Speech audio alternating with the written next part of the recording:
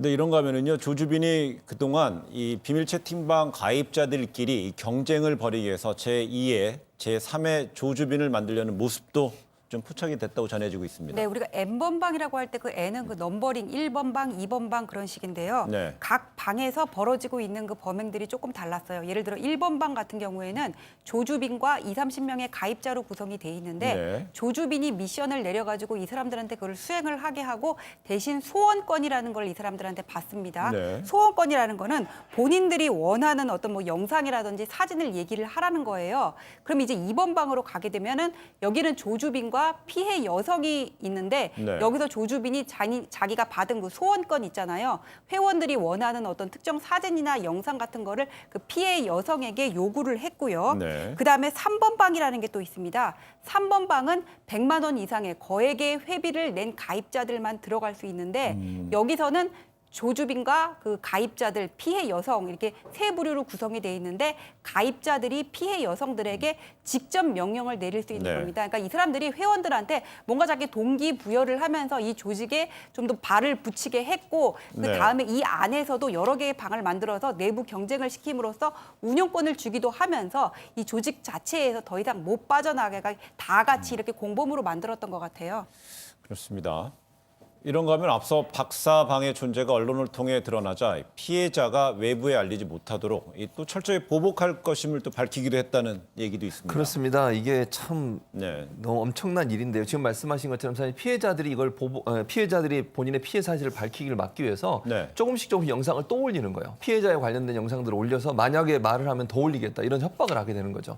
그것뿐만 아니라 실제 본인을 따르고 본인하고 함께 일했던 일당들 같은 경우도 지속적으로 관리를 합니다. 예를 들면 실제 돈을 주면서 부추기거나 아니면 유도한 사람들 이런 사람들도 우리가 지금 다 처벌하자고 지금 얘기가 나오고 있는 상황인데 이 사람들을 어떻게 관리하냐면 자신의 말을 잘 듣는 사람한테만 회원에 계속 남게 하는 거예요. 네. 만약에 말을 안 들으면 그 방을 다시 없애버리고 폭발한 표현을 했어요. 없애버리고 새로운 방을 만들면서 자기 말 잘 듣는 사람을 또 부르는 겁니다.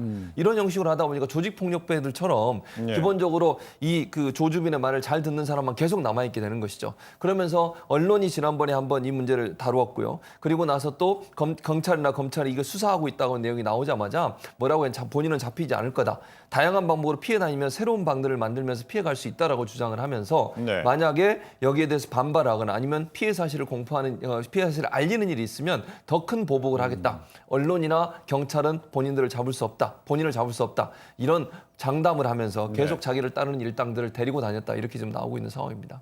근데 이 조주빈은 이 회원들을 뭐 구경꾼이라든지요, 관전자, 뭐 직원 뭐 이런 식으로 나눠서 관리했다는 이야기가 듣는데 결국 이거는 어떤 조직, 범죄 조직의 구성 이런 걸 좀 흉내내고 따라했다 이렇게 볼 수도 있는 건가요? 이게 이제 언론에 조금 이제 수사 과정에 나와 있는 텔레그램에 이제 기본적인 내용들이 좀 나오고 있는데요. 네. 혹시 이제 어제 뭐 법무부에서도 그런 이야기를 조직 단체, 범죄 단체라는 이야기가 나올 네. 수밖에 없는 게 사실 통솔 체계와 지휘 체계가 있으면 사실 그 범죄를 적용할 수 있는데 네. 지금 나와 있는 내용을 보면 첫 번째 이제 구경꾼이라 그래서 이 구경꾼은 뭔가 하면 바깥에서 거기에 들어가기 위해서 대기하고 있는 사람. 그래서 뭐 미션을 수행해야 된다. 그러면 그쪽에 뭐 댓글을 몇 개를 남겨야 되고 그다음에 음란물을 다른 데 퍼나르는 그런 네. 어떤 행동을 하면 그 다음 단계에서 이제 관전자, 즉 유료 티켓을 받을 수 있는 거예요. 관전자가 되면 이제 그 안에서 만들어진 정말 미성년자의 성착취물을 볼 수 있는 단계가 되는 것이고 네. 방금 여러 가지 설명이 나왔지만 이제 명령자라는 게 나오는 게 여기서부터 종래에 갖고 있던 성범죄와는 완전히 다른 생태계가 네. 있다는 거죠. 즉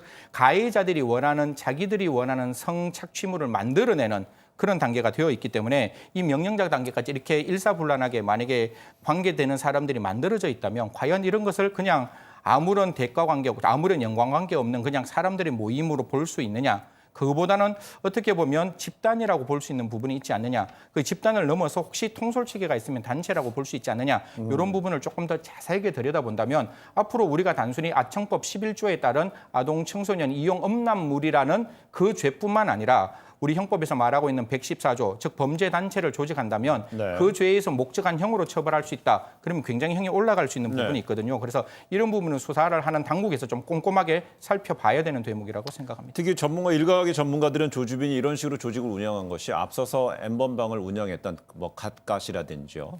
그 왓치맨이 사라지는 모습을 보면서 뭐 조직화를 학습했다 뭐 이런 얘기도 나오고 충분히 가능한 이야기라고 네. 바라봅니다. 사실 이제 그 안에 조금 내부적을 조금만 더 들여보면 이제 가까시라는 그 굉장히 우리가 잡아야 되는 굉장히 어떻게 보면 최초로 이런 어떤 악질적인 방을 만들었던 사람인데요. 이 사람이 이제 청소년들을 그러니까 미성년자를 성착취하는 동영상을 이제 분명히 봤을 거고 네. 그게 이제 왓치맨이라고 저희들이 조금 오해를 하고 있는데 그걸 분양받은 사람이 아니라 이것이 원래는 웹하드에서 SNS로 옮기는 그 터전을 만드는 사람이 왓치맨이고 네. 그걸 분양받은 사람은 조금 저 시청자들은 죄송하지만 뭐 이름이 많이 나오는데 켈리라는 사람이 있습니다. 네. 그걸 바라보면서 이제 그 박사라는 지금 우리가 조치는 뭘 생각했는가 하면 어떻게 하면 돈을 최대한 벌 수 있을까에 대한 생각을 하고 여기로부터 나와 있는 여러 가지 학습 효과로 해서 가장 돈을 잘 벌 수 있는 방법들을 지금 모색했다 이렇게 볼 수 있습니다.